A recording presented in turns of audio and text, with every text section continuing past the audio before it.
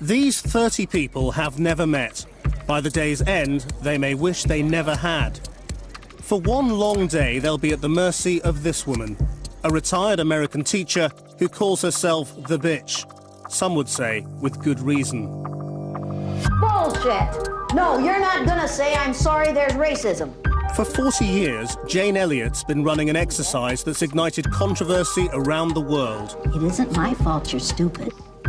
Should I feel sorry for her? She says it lays bare the hidden truth about racism in white societies.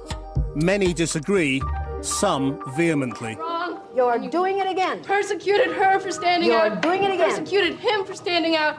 The only change that ever happens is when people stand out, and I am sad myself. Now she's bringing her extreme methods and message to modern Britain. She's about to divide this group. Her aim, to simulate a racist, apartheid-style regime. So watch what's about to unfold with the following two questions in mind. Will British people accept her regime or stand up to it? And does it reveal that we're all more racist than we'd like to admit?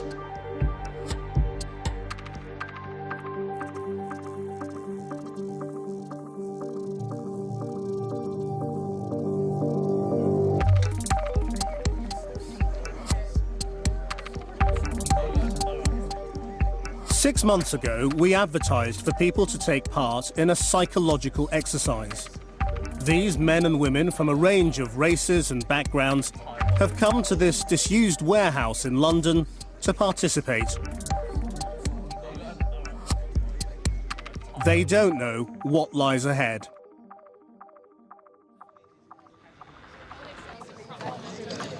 You people get in here and sign in. Now. Jane Elliott starts by segregating the group, but she's not going to divide them according to the colour of their skin. Put your name under the right eye color, brown or non-brown. Your name. Write it so I can read it. She's deliberately chosen a different physical attribute, their eye Did you colour. sign in? No, is it brown, non-brown what? Eyes. Right. Sit. Put your legs together. I don't have to straddle them and I don't have to stand between them. Okay. Any volunteers with blue eyes will be bullied and collared Over there. and sent to a holding room with a security guard. For them, the regime of discrimination is already beginning. Sign. Okay, sit down. Sit. So masterful. Now, I don't usually do this, but I'm going to make an exception in your case. Oh dear. Keep your mouth shut Okay. and start now. I don't play second banana. Do you understand that? And if you want to be cute, and if you want to be funny, you are in the wrong place. You got the wrong color eyes, and you got the wrong attitude. Okay. Now you're bound to find this less and less amusing as the day goes on. Save yourself. Go over there. Okay.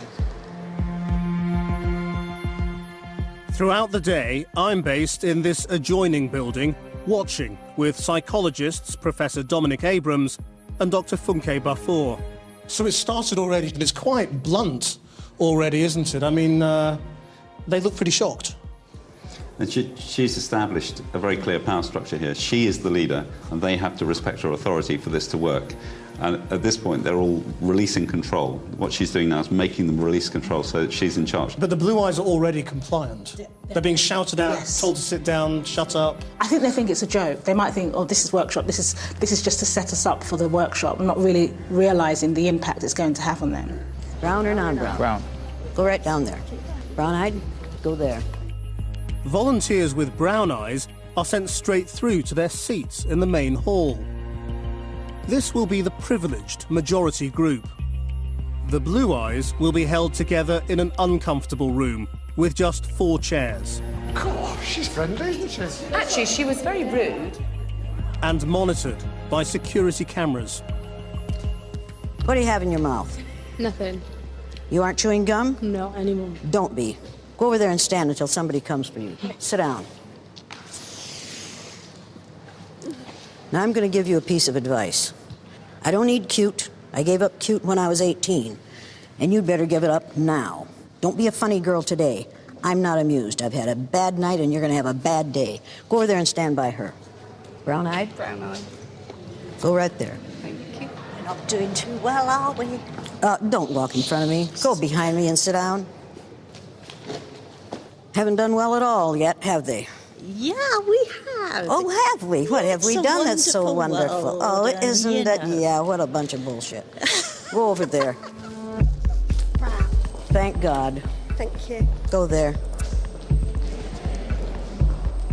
With 15 minutes gone, all 30 volunteers are now segregated. Keep these people quiet. Keep these people orderly.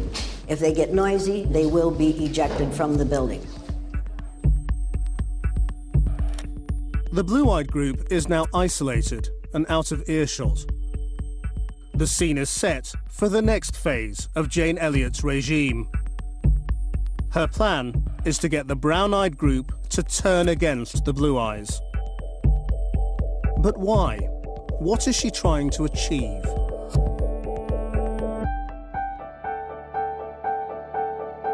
It was the 60s when Jane Elliott devised her exercise. She was a schoolteacher in a small, all-white American town.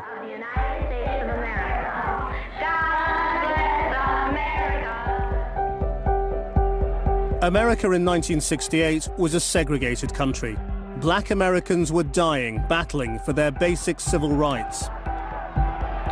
When Martin Luther King was assassinated, it had a profound effect on Jane Elliott. She was determined to find a way to show her 8-year-old pupils what was wrong with racism. You think you know how that would feel to be judged by the color of your skin? No, I don't think you would know how that felt unless you had been through it, would you? She wanted them to understand how discrimination by something as arbitrary as eye colour is unfair and illogical, as it is to discriminate on the basis of skin colour. How many in here have blue eyes? Okay, how many in here have brown eyes? It might be interesting to judge people today by the color of their eyes. I watched what had been marvelous, cooperative, wonderful, thoughtful children turn into nasty, vicious, discriminating little third graders. They were ghastly.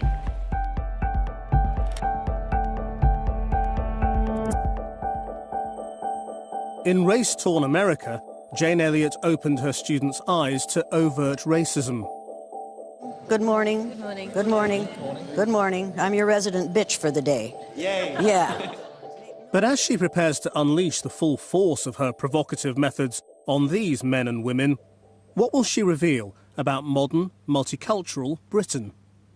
We are going to inject live racism into these people in hopes that in the future they will decide not to let those things happen to other people. This exercise is an inoculation against racism. We can make a difference here today.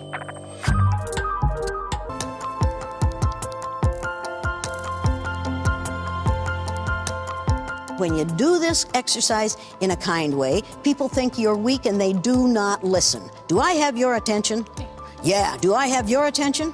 Oh yeah, damn right. And I intend to have your attention because there's nothing polite about racism. The all-white blue-eyed group is now isolated in a holding room. At this stage, none of the brown eyes know Jane Elliott's true intentions: to turn them into a group willing to take part in humiliating the all-white blue eyes. The purpose of this exercise is to let these nice blue-eyed white folks find out how it feels to be something other than white in the UK for 2.5 hours. They are not going to like it because I don't like them. They've already been abusive, they've already been belligerent, they've already tried to make a joke of something. Can you make a joke of racism? No, I can't. No, I didn't think so. Can you make a joke of racism? Can you make a joke of racism? Let me put it this way. You laugh and I'll change the color of your eyes so fucking fast you won't know what hit you. You got it? You get angry about racism? Me? Yeah. Yeah, all the time. You do, all the time. Yeah. Why? Is there something wrong with you? No. No? Is there something wrong with racists? Yes. Damn right. If you want to see a decrease in the level of racism in your society, the first thing you have to do is let white people find out how it feels to be on the receiving end of it.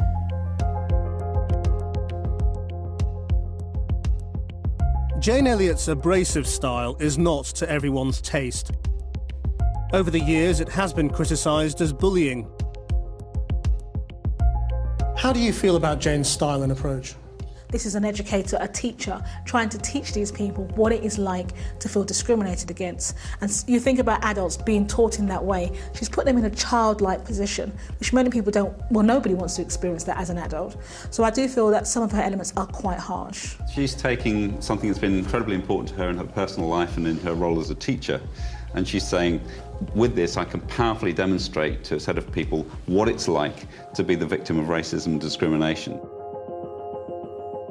But brown-eyed adults are much tougher to bring into line than children, and Jane Elliott's style soon hits a nerve with some of the white volunteers. What they learn today, they will either leave in this room or take out of this room in a very positive way. But these people are people. You're assuming that they're racist. You're assuming they've got a lesson to be learned. You know, we could be racist. Oh, I'm sure you are. I'm sure every person in this room. You didn't listen to me. You're assuming they've got a racist attitude just because they're blue-eyed. If you live in the UK, you're saying that they've got more to learn. I just think the logic's a bit faltered to try and reduce discrimination, racism. Listen, Sonny, I don't care what you think. Racism. I don't care what you think. Do you understand that? But isn't it kind of contradictory? Do I give a damn? Do I care? You trade places with him. Right now. Why? Not because I told you to. That's the only reason you need. Go back there. Yes, sir. Ma'am, well... Some of us white folks would rather not see white folks verbally, psychologically, mentally, and emotionally abused for a few minutes. Would rather not hear white folks described in an unpleasant way for a few minutes. Did you get that lesson? Did you get that message? Now, if you consider this exercise too evil for you to go through it, then you need to be somewhere else. I would much rather be on the blue-eyed side than the aggressor side. I don't care where you'd rather be. Now, are you going to cooperate or not? I'm saying I would much rather be on the receiving end. I'm asking you if you're going to cooperate or not. It's an exercise for them to understand this is what comes to you because of how you look. It's a learning process. An exercise that removes choice and freedom and autonomy. But you don't have a choice. I don't have a choice to be a black woman. It was assigned to me when I came into this world. You are a black female. The choice that I'm talking about is a choice of whether I decide to be an aggressor, to be someone who marginalises these people. Look, wait a minute. I don't have time. I do not have time to convince this young man that what we're doing is all right. There's no way I'm going to convince him of that, and I'm not going to spend any more time on it. Get this young man out of here. Now, do any of the rest of you want to leave? Because here are your choices. You're either going to cooperate or you're going to leave. It's as simple as that. I don't have time for this nonsense. Exercise I your don't freedom, have time for this nonsense. You can marginalise yourself to that lady there. It's your choice.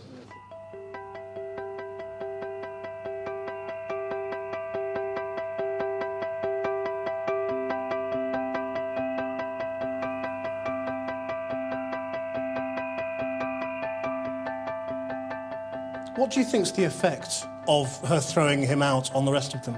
The majority of this group are committed to what she wants to do.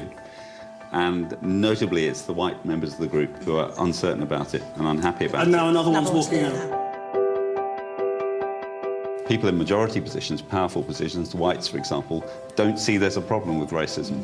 And it's a really fundamental problem. They just don't see there's an issue. And this is what we're getting here as well, is that the white people in this brown-eyed group are kind of saying, look, do we really need to do this? Is it really necessary? And she's trying to convince them, and the rest of the group are convincing them that it is necessary. Now, if you think I'm being too harsh on her and him, you ain't seen nothing yet. Because those blue-eyed people are going to come in here and try to argue. Are you going to support them? Are you going to support them? Are you going to support them? You? No. You? Now, here's what's going to happen. All I want you to do is act white. You white folks know how to act white. You've been doing it all your lives. You know how to act white? I think so, yeah. Sure you do. You know how to act white? You know how to act white? Not really. Well, can you when you have to? Just look down your nose at everyone. Can you? Can you when you have to? Yeah, I suppose so. Do you know how to act white? Of course. Oh, sure you do. You know you do, and I know you do. With 2 volunteers gone, Jane Elliott seems to have quelled the brown-eyed dissent. But back in the 60s, when she divided her original school class, she was shocked by how readily the brown-eyed group took to their superiority. What happened, John? Russell called me names and I hit him in the gut. She was even more alarmed by the blue-eyed group. They gave up. Their heads went down. They underperformed. Jane Elliott felt she had seen the world in microcosm. Her exercise showed what racism was, an immoral and irrational social construct that people were far too quick to sign up to. Since then, she's put adults all over the world through her exercise, and her approach has become more confrontational. You're either my way or the highway. Do it my way or get out of here. Nice way. Out of here. What have you just learned?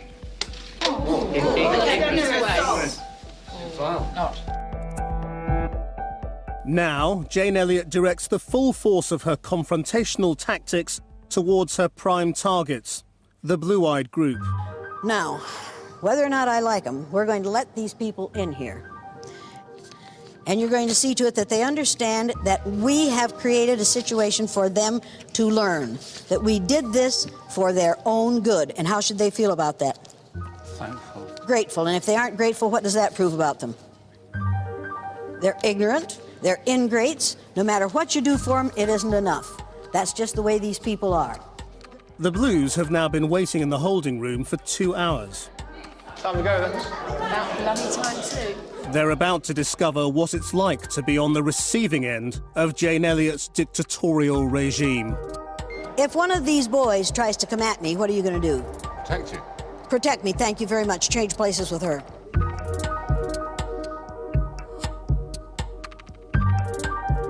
So what do you think is going to happen when the Blues come in now? Quick predictions. I think the Blues are going to stick together. I do agree with Dominic, they will stick together. I think one person will probably leave. Get in here and sit down. They look very intelligent to you? Look very aware? Look very interested? Get up here and sit down. Get up here and sit down. Get up here. You're not sitting in the brown-eyed group. Get up here and sit down. You're not sitting in the brown-eyed group. Get up here and sit down. My initial reaction was, we're into a them and us situation.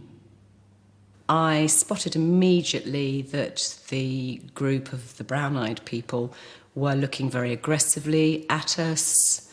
They were looking very negatively at us, and I knew immediately that we were in for it. Get up here and sit down. You're not sitting in the brown-eyed group. Get up here and sit down. Now, if you'll look behind you, you'll see that most of these chairs... Don't move for her. Get out of there. Jane Elliott now begins to make life very difficult for the Blues. Do you have a physical problem that will be made worse by sitting on the floor for an extended period of time? Possibly, but I think I'll be okay. Possibly, but she thinks she'll be okay. If we find out later that she isn't okay, who's she going to blame it on? Us? Us. So am I going to take that answer? No. No. Do you or do you not? I do. Was she lying before? Yeah. Yes. Yes, she said possibly, but I think it'll be okay. Did she lie to us? Yes. What do you know about blue-eyed people? Liars. You find that amusing. Don't laugh at her. She makes you look real bad. The Blues will be put through a series of classroom exercises, basic, even childlike in their simplicity. Jane Elliott has used these over the years with dramatic effect.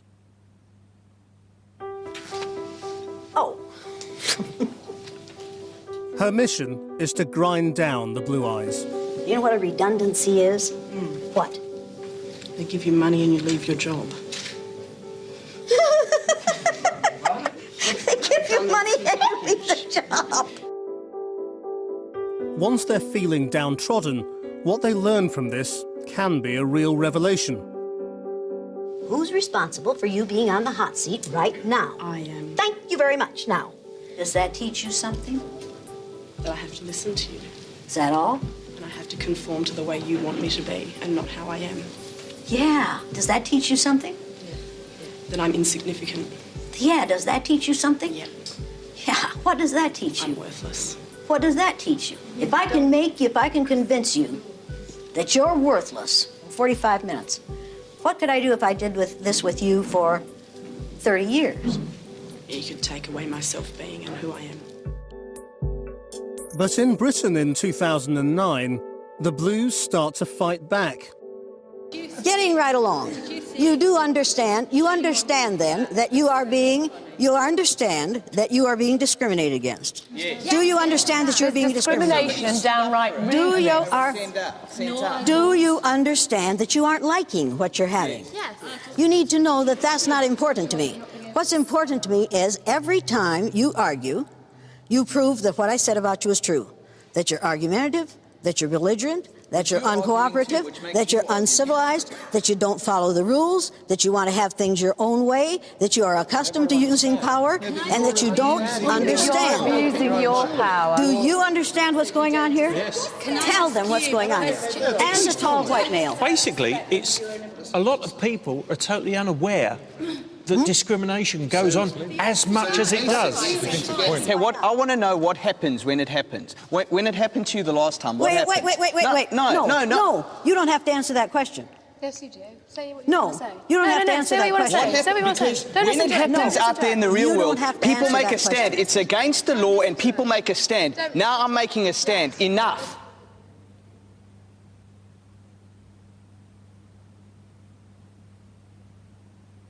And guess how much attention I'm going to pay to that. You have a free choice. You have a free choice. No. Who wants to listen to David speak? Don't listen to her. Speak. She is not running this show. Put your hand up Take when her David out of here. speaks.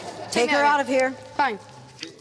Don't listen to her. I understand what you're doing. I'm just saying I don't understand why. I've spent the morning with these people and none of them are racists. Just because my skin isn't black, I mean, you probably noticed, a little bit tubby. I've been discriminated. Yeah, I am. I've been discriminated with that all my life. I still put up with it. I face it. I go into shops and see a nice shirt. Oh dear, they don't do my size. Oh well, I'll have to put up with it, won't I? You can lose your tubby. But you can't change the colour of your skin. Unfortunately, there's a small minority that will use the word racism. They bandy it around when it's not. Let's use the word political correctness. You're not allowed to use the word gollywog anymore. See, to me, it's not offensive to you. I don't bar black shit. What's that about? What's strange is that you've got the blue-eyed people actually sort of arguing that racism isn't a problem. Yeah, the blue-eyed people are defending the system. They're saying, you know, we all have to suffer. It's difficult for all of us. You know, the guy's saying, well, I can't get the right size shirts. You know, this kind of thing.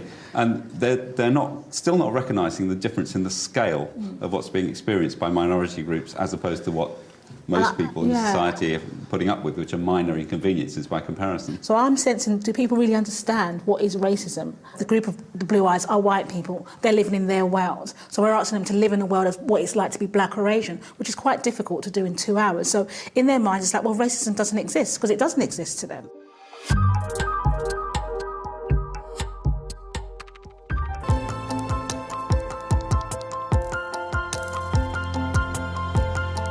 Jane Elliott has carried out her controversial exercise all over the world. But here in Britain, she's met stubborn resistance. I'm not going with all this crack you're putting out, I'm sorry. That's up to you. When I came here, racism, oppression was wrong. When I leave here, I will still think that. In the blue-eyed group, the all-white volunteers are refusing to accept the exercise has anything to teach them, while the majority brown-eyed group are watching on, reluctant to speak out. Do you think this is going to plan? Is this how it's supposed to be? I don't think it's going quite according to plan, in the sense that usually by this point you'd expect the blue eyes to be more crestfallen, and you might expect the brown eyes to be getting more energised about criticising them. The Browns aren't joining in a lot, though, are they? No. And I think that probably represents which country you're doing this exercising. Whereas America, there is a strong divide, or Australia or South Africa. And this country, it's more subtle. So even though they may have an opinion, they're sort of keeping it quiet to themselves. Do you get angry about racism? No. You don't? No.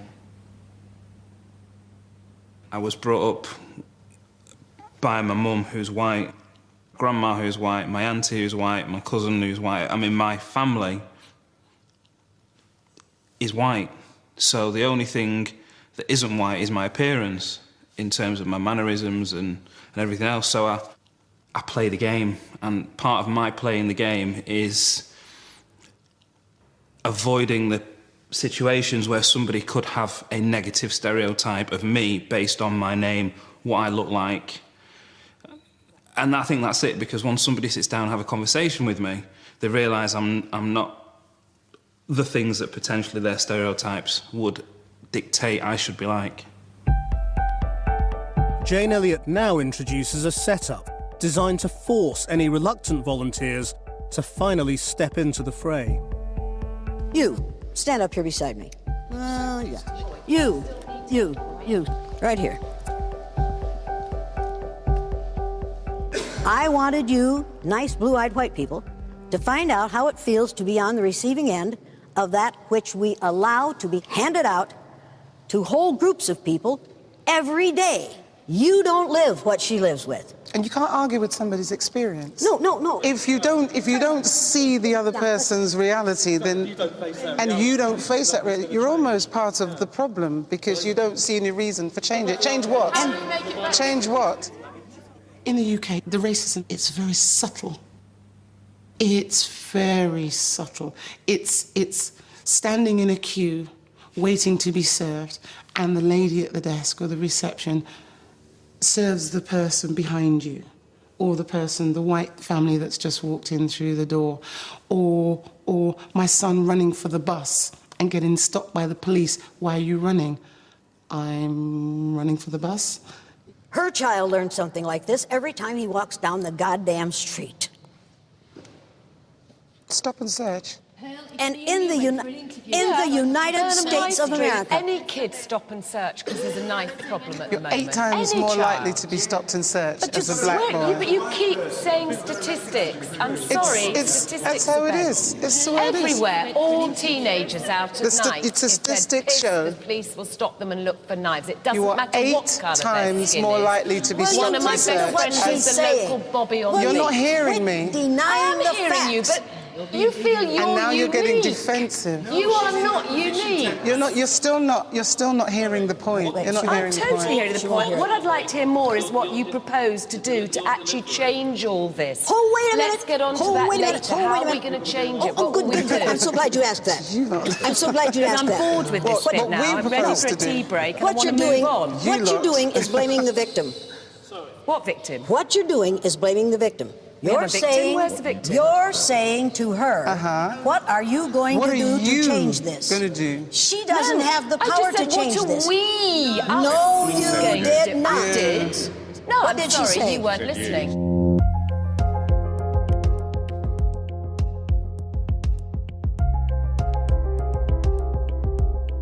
What's actually going on here? This is a lot what happens in society, where people are just in so much denial that they feel, well, you sort it out, it's your problem, when it's actually all of our problem. I think the people who are actually learning a lot here is the people in the brown group, because they're learning about how impenetrable this is for white people, for majority people, that they cannot get it. They cannot get this difference of perspective. It's really tough for them. They either don't want to accept there is discrimination, or they don't see the discrimination, or they don't understand what it is when they do see it. Is to manipulate it. As the disagreement escalates, one of the more cautious volunteers finally steps forward. I don't think we are in denial. I think you want us desperately to be in denial, but most Stump. I have a daughter that lives, not with me, obviously, but she lives in a very middle-class area, a very rural area, and she's the only non-white in her school. I will not go and pick her up from school because of my belief of other parents' perceptions of my daughter because her father looks like I do.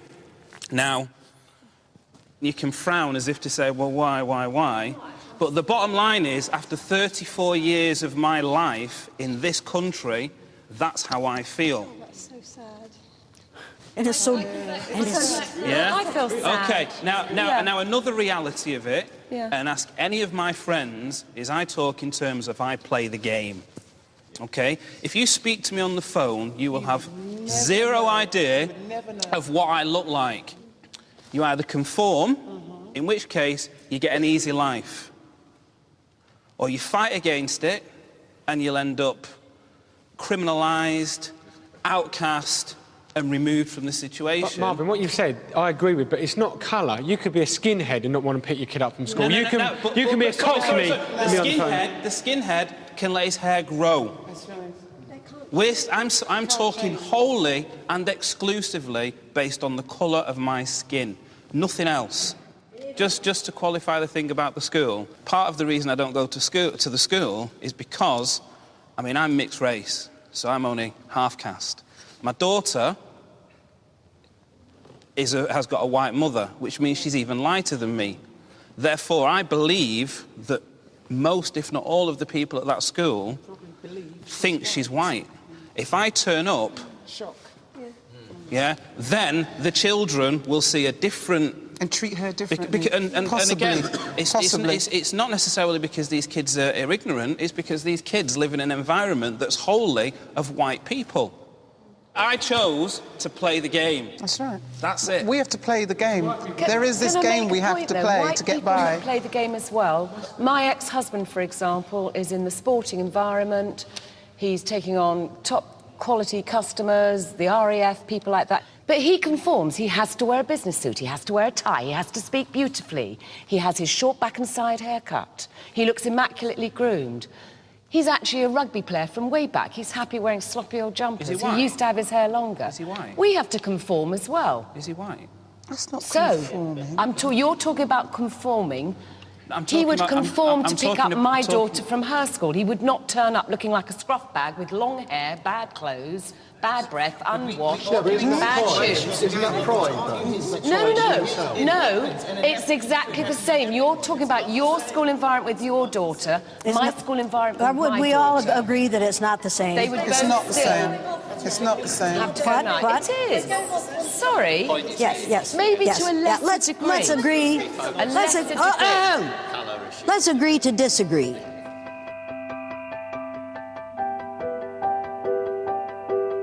But there was the assumption that racism is only particular for people who are black.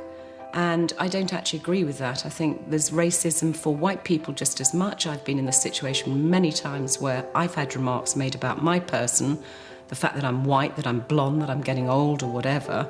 I've come across just as much discrimination in my life as possibly many black people have.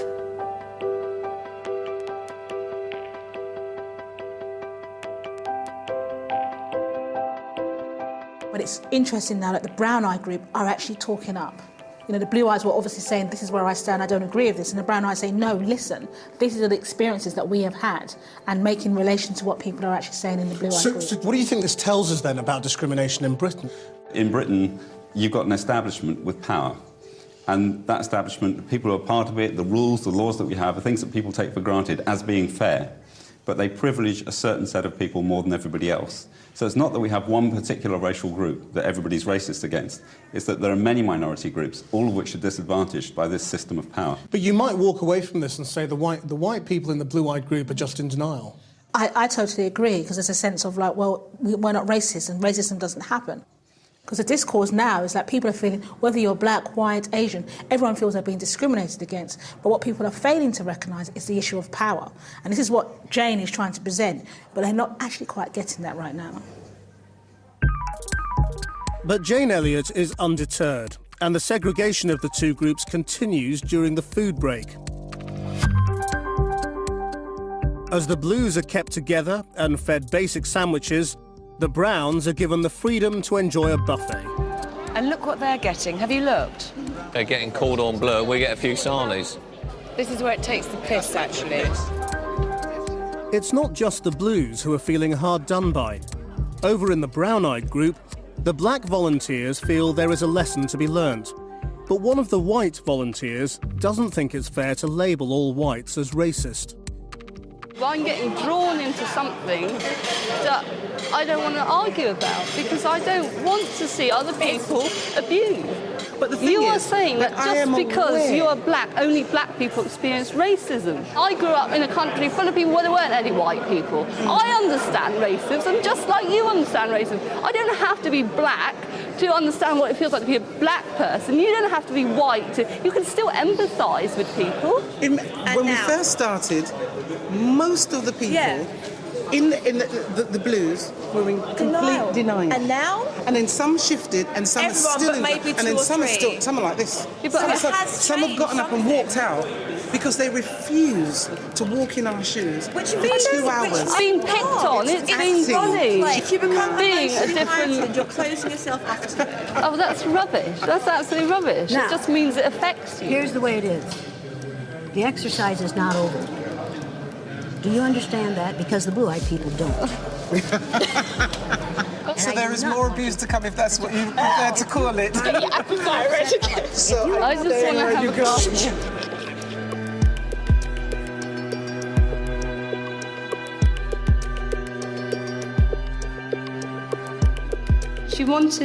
She wanted people to understand what black people were going through, but she didn't want to understand what anybody else was going through. I hate people putting other people down. It's wrong, and I don't like it. It's not about being black or white to me, and I think it was a bigger issue. It wasn't just about... She made it too simple. She was separating us. There were black people and there were white people, and that was, as far as she concerned, that's all it was. Jane Elliott's beliefs and methods have always been controversial. Is this bullying? Or is her unpopular approach revealing there is more racism beneath the surface than we think? Once you start thinking, oh, everybody is looking at me, I'm different. Everybody's got it in now, for me. are they? Nearly as many of them as us, so they're not different. Nobody's, But in my class, 1/3 of my class are black children. Then I've got a bunch of half-caste children. I've got one little girl who's stunningly beautiful. She fell over, scraped all her face. I admit I was slightly surprised that where she scraped all her face, it's all pink underneath. Right? Did I expect it to be black? I don't know.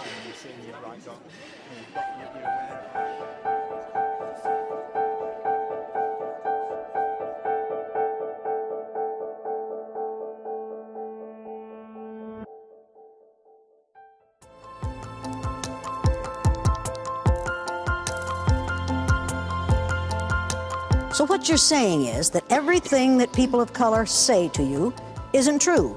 It's their imagination. They're paranoid. They aren't paranoid. They know what's happening to them. Throughout the day, Jane Elliott has divided the group by eye colour. But a bigger division has emerged between the white and black volunteers over what racism is. Do you think this whole exercise is able to deal with the subtleties of racism in 2009? The racism that isn't in your face, that's under the surface, that you may not spot, you may not notice? No, that's the point isn't to be subtle. The point is to be brutal and show the brutality of discrimination as it happens, not individual to individual, but system to person. So how people suffer as a result of an unfair system. For Jane Elliott's final flourish, everyone will sit an intelligence test. But she's rigged it, so the blue eyes will fail. Brown-eyed people, move your chairs back away from these people, because if they can see your papers, they'll cheat. To guarantee this, she's already given the Browns half the answers and told them to keep it quiet. For the first time, the Blues offer no resistance.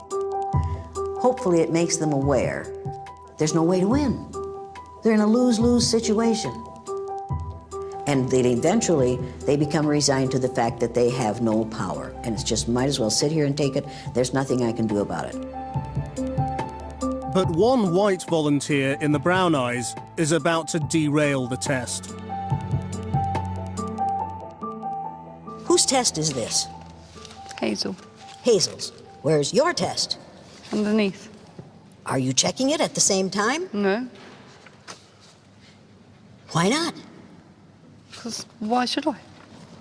Why do I have to? What's the relevance? Let me make it relevant for you. This broad doesn't think she has to check her test. We cheated on the test, so I don't see why we should be marking it. Well, you gave us the answers. You didn't cheat on the test. So why should I mark it when I know that you've cheated? Wait just a damn minute. You can, as a white woman, prevent white people from learning for as long as you think you can get away with it. Has that fool learned anything yet? She's preventing other people from learning as She's well. working hard at it, isn't she? Yeah. With the final task thrown off course, the division between white and black surfaces once again. Here was an opportunity to carry out an exercise and see how people reacted and learn from that. But instead, what we got was sabotage. Sabotage. In effect, of the situation.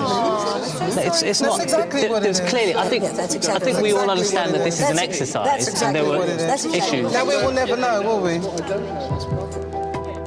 This controlled environment is about racism, or is about being an underdog because of something you have no control over.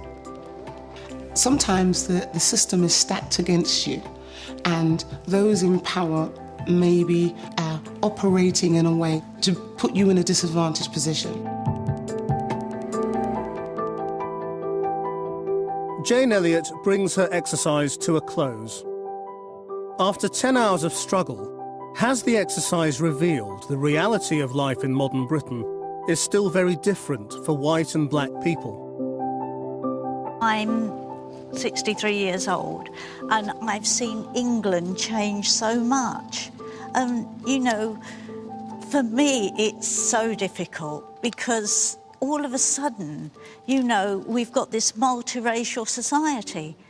It wasn't there when I was a kid, when I was a teenager even. And my kids accept it. They're amazing. I'm the one that genuinely has a great difficulty with it.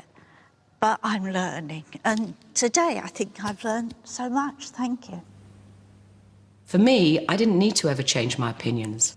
I walked in there as a person who feels very, very strongly about any form whatsoever of that kind of behaviour demonstrated by, whether it's one of my friends, one of the children in my class, whatever. I've always felt passionately about that. So I didn't need converting. And to be treated as if I was this pariah who was out there was unacceptable anyway. So I wouldn't pay lip service to her. And my comments at the end were more how disappointed I was. I've been in occasions where people have you know, told a joke and everybody has laughed and nobody realised that that was a racist comment apart from me. So, you know, so you can be in a situation where, it goes completely over your head because it doesn't affect you. So because it doesn't affect you, it doesn't exist. And that's not the case. You've just not noticed. Jane Elliott has said this will be the last time she does her exercise on this scale. Having watched the twists and turns all day, I wanted to question her methods and beliefs.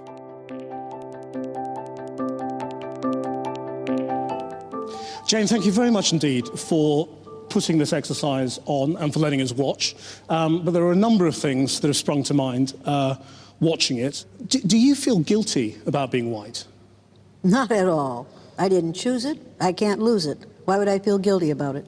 Do you think there are things white people should feel guilty about? All white people should feel guilty about? Behaviours. White behaviours, yes. But I don't think you do those things because you're white. I think you do those things because you're ignorant.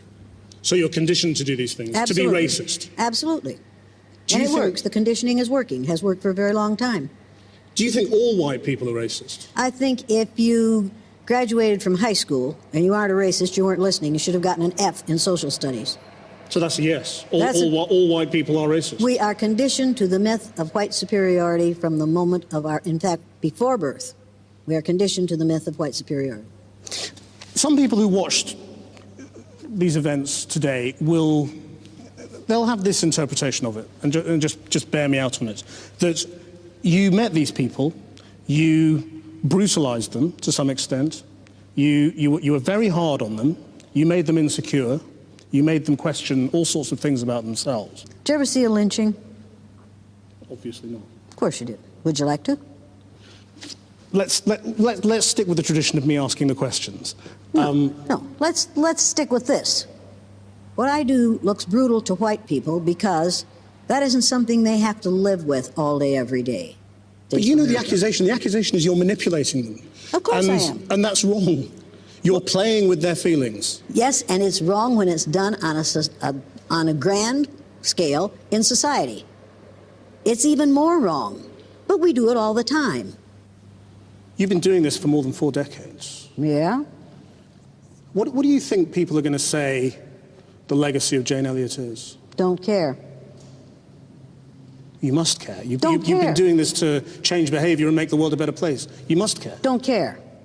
What people say about me is of little importance to me. Did I make a difference today? Did I make a difference today?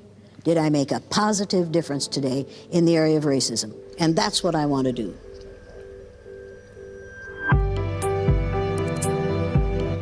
Explore the themes raised by this or any of the programmes featured in Race Science's last Taboo season by visiting channel4.com/race and science. More from this season on Sunday with Science's Dirty Secret, charting the rise and fall of the human zoos. Sunday at 7 on 4.